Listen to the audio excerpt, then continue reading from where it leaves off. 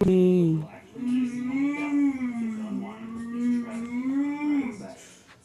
Batman Gotham's Night, Volume 3, Number 17.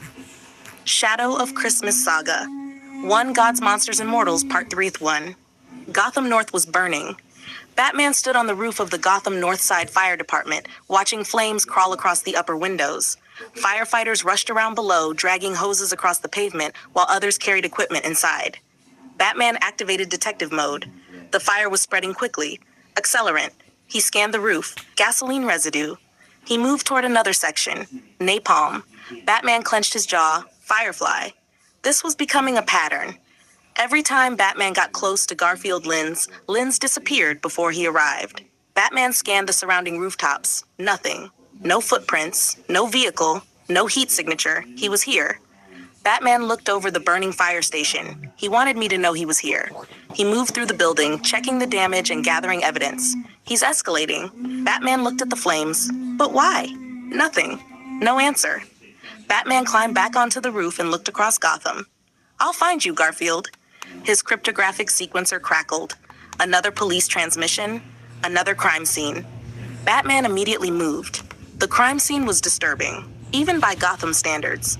Batman slipped inside after the police had cleared the immediate area. A man was lying on the floor.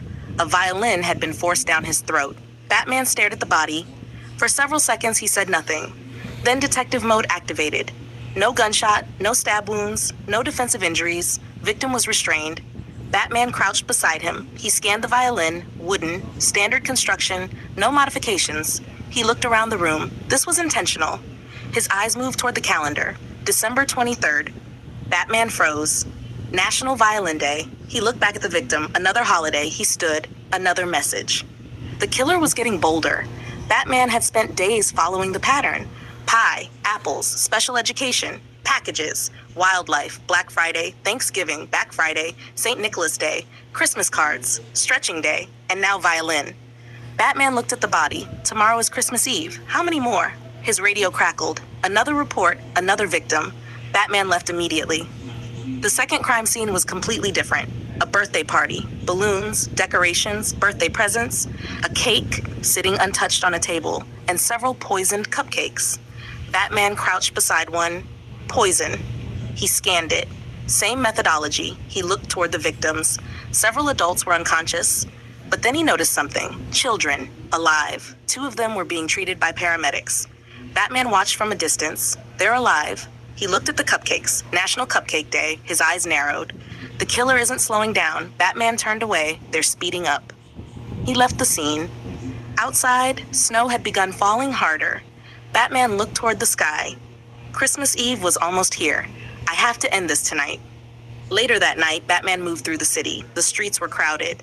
People were buying last-minute Christmas presents. Children were walking beside their parents. Christmas music played from stores. Batman watched from a rooftop. Then he saw him. Santa Claus. A man dressed in a Santa suit. Walking alone. Batman narrowed his eyes. Something was wrong. Wrong body language? Too alert. Then Batman saw it. Blood. On the Santa suit. Batman jumped from the rooftop. He landed behind him. The man turned. What the? Batman grabbed him. The man swung. Batman blocked. The fight lasted only seconds. Batman slammed him against the wall. Who did you kill? I didn't. Batman grabbed his Santa hat. Blood. The man froze. Batman threw him to the ground. Stay down. Police sirens approached. Batman disappeared into the shadows before they arrived. The officers found the man. They took him away. Batman watched from a nearby rooftop. One more. He fired his grapnel. The line caught. Batman swung upward, then bang! The grapnel line snapped. Batman dropped. He fired another line. It caught the building. He swung onto the nearby rooftop. A figure stood in the darkness. A rifle rested against his shoulder. Then Batman heard the voice. Batman!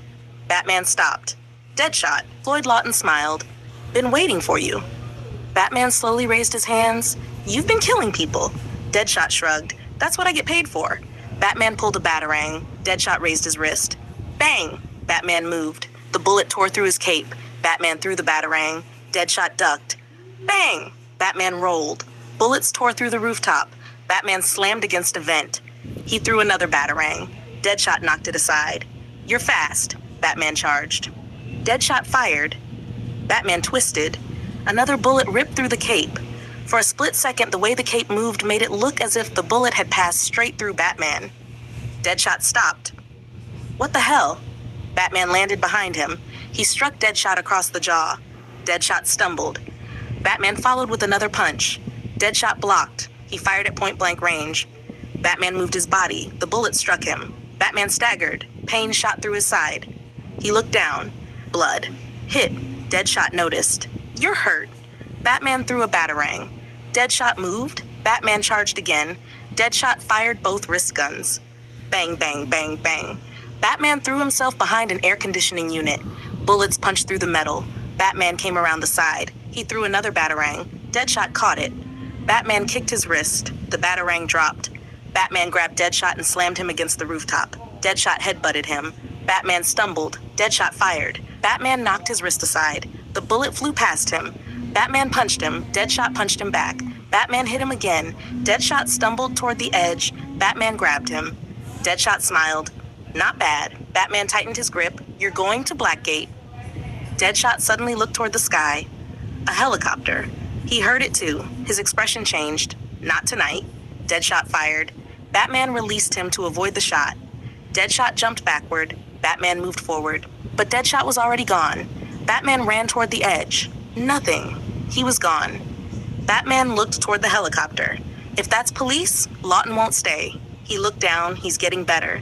Batman staggered. The pain in his side became worse. He walked toward a giant air duct, then leaned against it. He slowly removed his cowl. Bruce Wayne stared into the darkness. His breathing was heavy. He looked toward the shadows. You won't let me give up, will you? Silence. Bruce stared. He almost expected an answer. Of course you won't. He smiled faintly. You never will.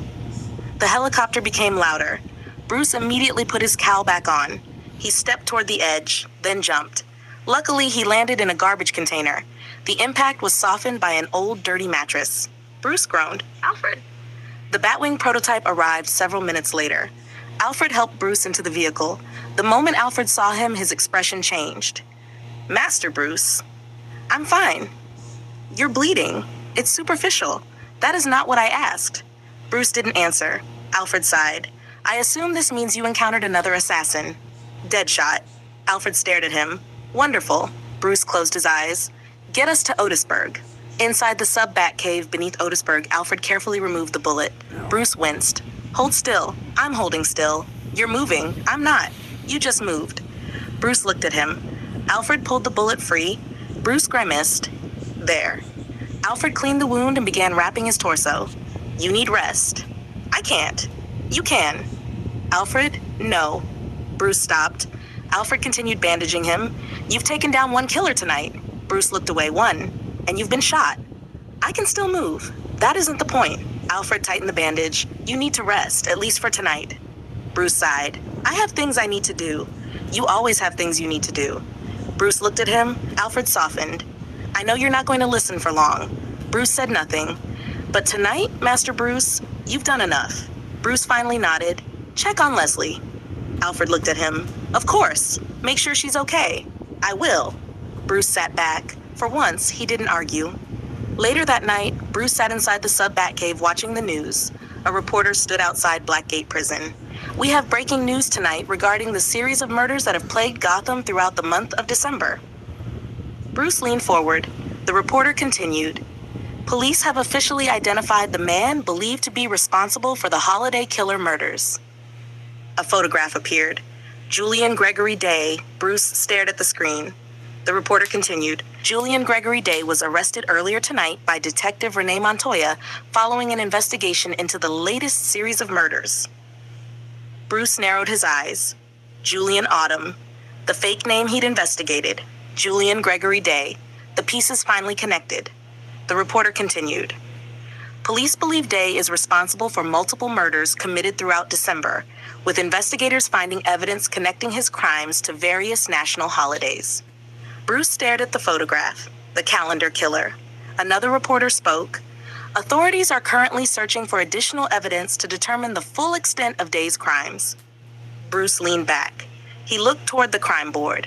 One killer, finally identified.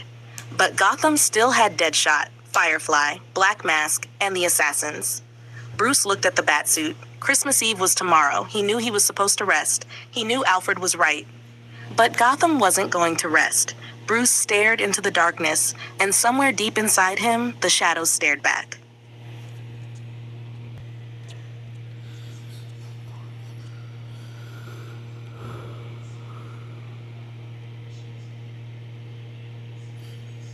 GCPD Report, Volume 4, Number 3, Names for Monsters. Earth 1, Saga 1, God's Monsters and Mortals, Part 3. The recorder clicked on. For several seconds, there was nothing but the sound of paper being moved across a desk. Then Renee Montoya spoke. Detective Renee Montoya, Gotham City Police Department. She paused. This report concerns the evidence recovered from Julian Gregory Day. Another pause. The man the news is currently calling the Calendar Man. Renee sighed. Apparently, that's what we're calling him now. She opened a thick evidence folder. Julian Gregory Day was arrested following the investigation into the Holiday Killer murders. The evidence we've recovered from his residence, vehicles, storage locations, and various crime scenes has given us a much clearer picture of what he was doing. She placed a photograph on the desk. Day kept records. Another photograph. Lots of them. She flipped through several pages. Calendars, newspaper clippings, holiday lists, national holiday schedules, maps of Gotham, victim profiles. Renee stopped. He planned. She looked at another document. Some of these dates were marked months in advance. She frowned. That means at least some of these murders weren't spontaneous. Renee continued. Day didn't simply wake up one morning and decide to kill somebody because it happened to be National Violin Day. She tapped the file. He knew the date was coming. Another page.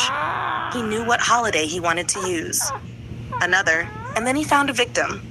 Renee leaned back. That's the part that bothers me. She stared at the evidence. The holidays were just the method. She paused. The victims were the real targets. Renee opened another evidence bag. Recovered from Day's residence, several calendars with dates circled. She listed them. December 1st, December 2nd, December 3rd, December 4th. She continued. December 5th, December 6th, December 7th, December 8th, December 9th, December 10th, December 11th. Renee stopped. Almost every day had something written on it. She looked at the evidence.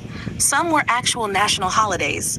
Some were celebrations most people have never heard of. And some appear to have been selected simply because Day believed they could be turned into a murder. Renee shook her head. This man turned a calendar into a weapon. She closed the folder. That's what we have. A pause. That's what the evidence tells us. Renee's voice becomes quieter. But I have another question. She looks toward the recorder. Why does Gotham like naming its monsters? She sits back. We have Sweet Tooth. She flips through another file. Sweetie Todd. Real name, Sweetie Todd. She pauses. Although the media originally called him the Candy Killer, she sighs. Then we have Ray. She looks at another folder, the Birthday Killer. Renee shakes her head. Now we have Julian Gregory Day. She holds up the photograph. Calendar Man. She puts it down. Who knows how many others the news has already named? She looks toward the stacks of files surrounding her. Firefly, Deadshot, Black Mask, Electrocutioner, El Flamingo, Great White Shark, The Monarch of Menace, Egghead, Crime Doctor, The Terrible Trio. Renee stops. Just this month. She looks at the clock. 1 month. She shakes her head. 1 month and Gotham has produced enough monsters to fill an entire prison. She looks at the evidence again. And every time somebody does something horrible, the newspapers give them a name. Renee sighs. I suppose it's easier that way. She pauses. Easier to talk about a monster than a person. She looks at Julian's photograph. Julian Gregory Day was a person. She turns the photograph over. Then he became the Calendar Man. Renee looks at the recorder, but giving him a name doesn't explain why he did it. She opens another file. Day's records show extensive research into the victims. She flips through them. Employment, family, addresses, schedules, relationships, medical information. Renee stops. He knew them. She looks disturbed. Not personally, but enough. She puts the file down. He studied them. Renee looks toward the evidence bags. That makes him different from Sweet Tooth. She pulls Sweet Tooth's file closer. Sweet Tooth was obsessed with candy. She opens the folder. Day was obsessed with dates. She closes it. Different obsessions. Same result. Dead people. Renee reaches for another photograph, a picture of the murder scene involving the judge. The judge. She looks at the photograph. National Stretching Day. She moves to another. The violin. National Violin Day. Another. The cupcakes. National Cupcake Day. She puts the photographs together. The method matched the holiday. Renee looks at them. That was his signature. She pauses, and now we know why. She opens another folder. Day wanted people to remember the date. Renee looks at the calendar. Not just the victim. The date. She shakes her head. That's what he wanted. The recorder continues. Renee's voice becomes more formal. Evidence collected from Julian Gregory Day includes calendars, newspaper articles, handwritten notes, victim profiles, maps, photographs, holiday schedules, chemical substances, and materials believed to have been used during the preparation of several crimes. She pauses. All evidence has been cataloged. All relevant evidence has been transferred to the appropriate departments. Day remains in custody. She closes the file. At least for now. Renee looks toward the window. Snow is falling outside. Christmas is almost here. She looks back at the recorder. I don't know what Gotham is going to call the next one. She sighs. Because there will probably be a next one. A long silence. There's always a next one. Renee turns off the recorder. The tape clicks. But before the recording ends, she quietly adds, maybe we should stop naming them. She looks at the piles of evidence. Maybe we should start remembering the victims instead. The recorder finally clicks off. Blackgate Interviews, Volume 3, Number 2, Calendar Man Saga. 1, Gods, Monsters, and Mortals, Part 3. Earth 1. The interview recorder clicked on. Dr. Harleen Quinzel sat at a table inside one of Blackgate Prison's interview rooms. Across from her was an empty chair. She checked the file in front of her. Inmate, Julian Gregory Day, alias Calendar Man. Harleen closed the file. Before she could say anything, the door opened. Hugo Strange stepped inside. Harleen looked up. Dr. Strange. Dr. Quinzel. He closed the door behind him. I need to give you a warning before you begin. Harleen raised an eyebrow. About Day? About yourself. Harleen frowned. Strange placed his hands behind his back. Julian Day is not like the other inmates you've interviewed. I've noticed. No. Strange looked directly at her. You haven't. Harleen waited. Do not give him personal information. She smiled. I wasn't planning on your family. Strange interrupted her. Your relationships, your childhood, your personal interests, where you live. Anything that could be used to identify you outside this facility. Harleen's smile disappeared. Why? Strange looked toward the observation window. Because Day studies people. He looked back at her. He studies patterns. People have routines. People have habits. People have anniversaries, birthdays, relationships, fears. Strange leaned closer, and once he knows enough about someone, he paused. He can predict them. Harleen looked at the file. That's what makes him dangerous, among other things. Strange stepped toward the door. Don't underestimate him. He opened it. And don't let him make you feel like you're having a normal conversation. Harleen nodded. Understood. Strange left. The door shut. Harleen looked at the observation window, then back at the empty chair. Well, she picked up her pen. Let's meet the Calendar Man. The door opened again. 2 guards escorted Julian Gregory Day into the room. He was calm, almost too calm. He sat down. The guards secured the door, then left. Harleen studied him. Julian smiled. Doctor? Harleen looked at her notes. Julian Gregory Day. That's my name. You're also known as Calendar Man. I've heard. Do you like the name? Julian shrugged. I suppose it's appropriate. Harleen wrote something down. Why calendars? Julian looked at her. Why not? That's not an answer. It's the only one you're getting. Harleen smiled slightly. You're very confident. I pay attention. Harleen remembered Strange's warning. She changed direction. Your crimes. Julian smiled. Ah, the holidays. Yes.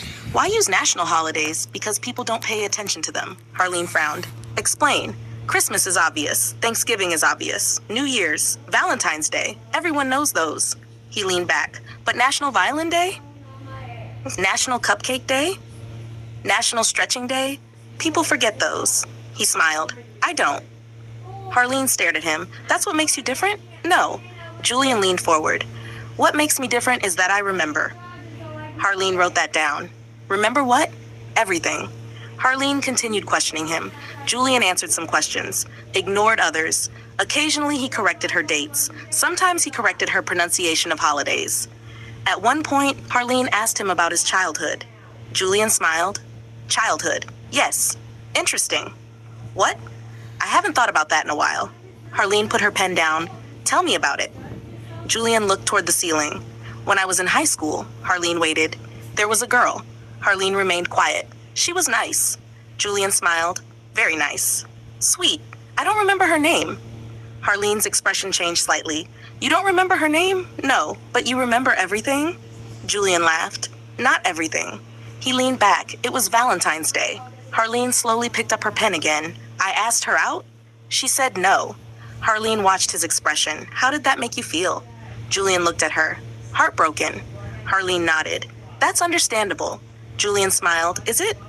Harleen didn't answer. I thought she was perfect. He stared at the table. She had a nice smile. She was kind.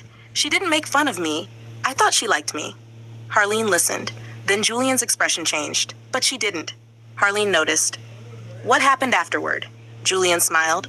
I went to her house that night. Harleen stopped writing. You what? I went to her house. Why? To talk. Harleen's expression became cautious. Julian? I went inside. He spoke casually. She was asleep. Harleen stared at him. And then? Julian smiled. I woke her up. Harleen's stomach tightened. I told her I wanted to know why. Why she didn't want me. Julian looked directly at Harleen. She wouldn't answer. Harleen lowered her pen. What did you do? Julian smiled. I tortured her. Harleen froze. Julian continued as though he were describing something completely ordinary.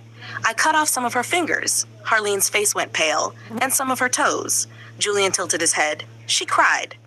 Harleen pushed her chair back slightly. Julian? I kept asking her why she didn't want me. He smiled, but she never gave me an answer I liked. Harleen stared at him. And then? Julian's smile widened. I gutted her. Harleen immediately stood. Julian watched her. Like a fish. Harleen's hand moved toward the door. Julian continued. Then I left her there. Harleen looked at him. Why? So the police could find her. Harleen opened the door. Julian called after her. Doctor? She stopped. Happy Valentine's Day. Harleen left. The door shut behind her. Julian's outside the interview room. Harleen stood against the wall. She took several deep breaths. Hugo Strange approached. He looked at her. You all right? Harleen nodded. Yeah. Strange studied her face. Did he get personal? Harleen looked toward the interview room. He told me a story. Strange's expression hardened. What story? Harleen shook her head. I don't want to repeat it. Strange understood. That's why I warned you. Harleen looked through the glass. Julian was still sitting at the table, completely calm, waiting. Harleen stared at him. He doesn't think what he did was wrong. No, he thinks it was romantic. Strange said nothing. Harleen walked away. Behind the glass, Julian looked directly toward the observation window. He smiled, as if he knew they were watching. The recording ends. A final message appears. End of saga. 1. Gods, Monsters, and Mortals, Part 1. Coming soon. Batman, Gotham's Night, Volume 3, Number 18, Christmas Eve. Batman, Gotham's Night, Volume 3, Number 19, Christmas Day, and more.